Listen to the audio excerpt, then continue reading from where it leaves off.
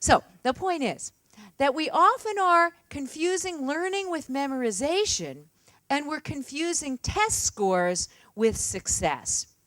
So the question I want to ask is whether you as parents here have also been barraged by all these books. Have you? The worry and anxiety, our child has to do better. In fact, I heard about a term, and you got to remind me what it is. No, wait, kiasu. Kiasu. Do you really have this term? Right? Okay, kiasu. Okay, so I'm thinking, wow, Americans need that term. They do. I'm bringing it home with me. I am bringing it home. Because, like, everyone at home goes, what do you think? We're not going to play. We don't want our children to be left behind in the global workforce of tomorrow. Well, the irony is they're just the ones who are going to be left behind. All right, so the question I asked then in one of my research projects is, have we forgotten how to play? I mean, what's going on in this society? And Ed Ziegler, who's the father of modern Head Start in the United States, argues that play is under siege. So anyway, I got together with a group you might have heard of. Do any of you know about Fisher-Price toys? Okay, so I thought Fisher-Price was over here. And Fisher-Price was really great. They were trying to figure out what's going on here. Why do we have to make all these educational toys? Where are parents at? So we did a study with Fisher-Price, and we tried to figure out what are people's ideas about what constitutes play. And we came up with a parent and an expert survey. Now, we had 1,160 parents, each of whom had a child less than 5 years of age. And then we compared what they said to 99 experts in child development. And I want you to know that I got really scared then when I heard about this today. I thought, oh my God, I know what's going to happen. All of the people in the 1,160 parent group are going to be like young. And all the people who are experts are going to be old. So then I took apart, right, and made sure they were all the same age. So the data that I'm giving you is not just old people who really like play, right, against young people. Okay, so we did these internet surveys, and we had two scales. One is I just wanted to know what counts as play today. All right, what are we talking about? So we had 26 activities. We were going to rate them on a 7-point scale, and we were going to ask them, like, building forts. How many of you would say that's play? Building forts? Yeah, okay. How about playing with blocks? Flashcards? Ha! Gotcha. Okay. Simon says flashcards. Okay. So we had people classify play activities, and then I asked, academic learning value. So how much do you think your children are actually getting out of the stuff that you're doing with them? All right. So we found out that there were really two kinds of play. One we might call free, unstructured play. Imaginative, creative kind of play lacks clearly delineated sort of rules. The kids are building the forts, they're going out and romping in the leaves at home, they're doing scribbling with crayons, they're playing with Play-Doh, and the other would be structured or goal-oriented play, life skill activities that foster adult-related skills, or electronic play activities like listening to educational television or using various e-devices. So now we can ask the question, do parents, not just old people and young people, but parents and experts see play similarly? And here are the results. For the unstructured activities, remember on a 1 to 7 scale where 7 is the most playful, you can see everybody's sort of agreeing, right? Everybody thinks that building a fort is a great unstructured play thing to do. Now look what happens over here. The blue are parents. The yellow are the experts. The question is whether you view things like these electronic devices and or flashcards as playful. And the answer is the experts do not. But look at the parents. Well, it's sort of a 5 out of 7, right? So part of what we see happening here is that the definition of play is changing underneath our feet. It means that when we ask parents, are you playing with your children? They're all saying what? Yeah, of course we are. And, oh, but what are you doing? Flashcards. Okay, sorry to keep hitting flashcards. What can I say? All right, so you can see that parents are thinking that these things are as educational as our building forts or doing scribbles, etc.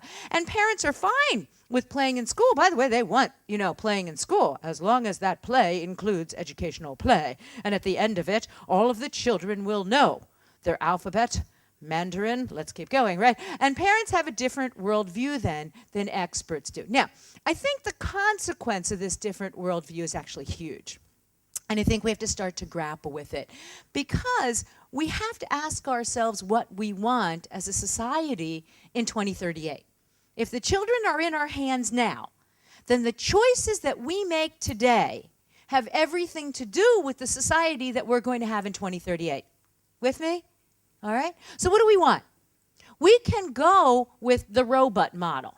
It's very easy to put facts into a child and have a child regurgitate the facts back. I know. Flashcards. Okay, so, and then the second view is creative thinkers. Somebody who can take information from one area and apply it to another. People who can think differently than the rest of us. People who can solve the problems of tomorrow. These are the kinds of thinkers that have multiple mindsets in the parlance that they were talking, that Professor Allen was talking to you about. What choice do we want to make?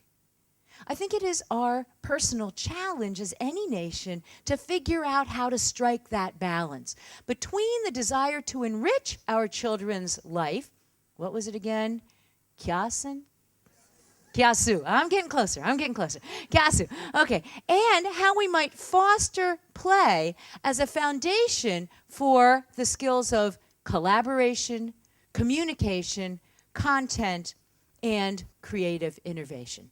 Now, I'd like to suggest to you that at the highest levels, I believe that your Ministry of Education and therefore Singapore as a nation is really poised to strike the balance. And I think poised in a fabulous way, which is why I think it's a perfect place to have MindChamps start its educational schools in preschool. Why do I say that?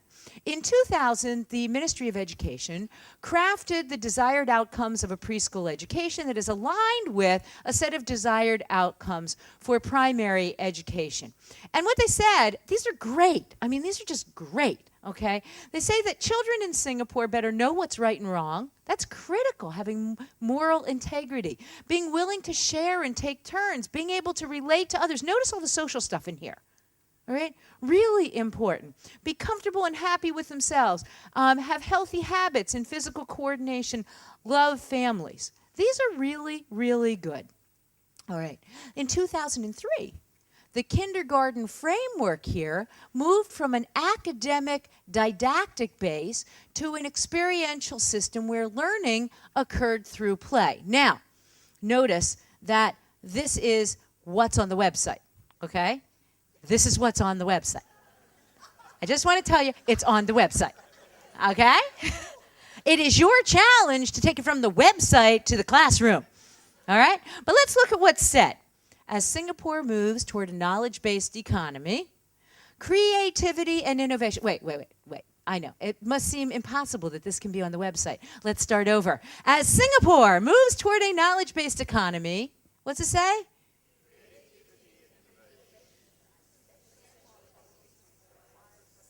Got it. Okay, got it. In 2000, I embarked on a project to translate the desired outcomes into a curriculum framework with an aim to balance the provision of core knowledge with the need to nurture children's creativity. From what I have heard, there may be a little movement in that direction, but we need to do a better job of translating what's on the website into what's happening on the ground. The same playful approach, by the way, was seen when I read the Singapore Preschool Zone.